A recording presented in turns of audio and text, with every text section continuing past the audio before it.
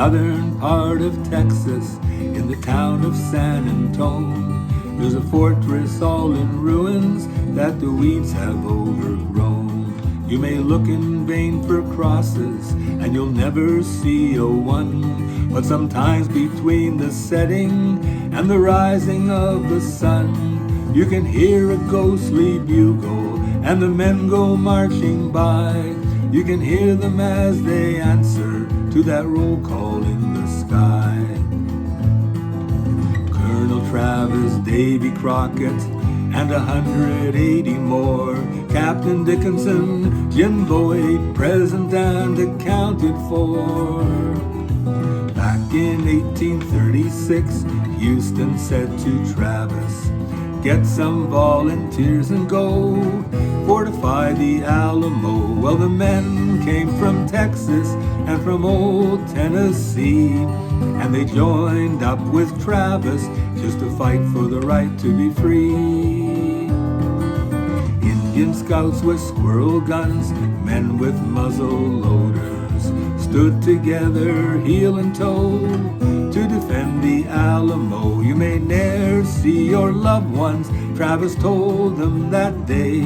Those who want to can leave now, those who fight to the death, let them stay. In the sand he drew a line with his army saber. Out of 185, not a soldier crossed the line, with his banners a-dancing in the dawn's early light. Santa Anna came prancing on a horse that was black as the night. Sent an officer to tell Travis to surrender. Travis answered with a shell and a rousing rebel yell. Santa Anna turned scarlet, played Duguelo, he roared, I will show them no quarter, everyone will be put to the sword. 185, holding back 5,000. 5 days, 6 days, 8 days, 10. Travis held and held again. Then he sent for replacements for his wounded and lame. But the troops that were coming never came, never came, never came.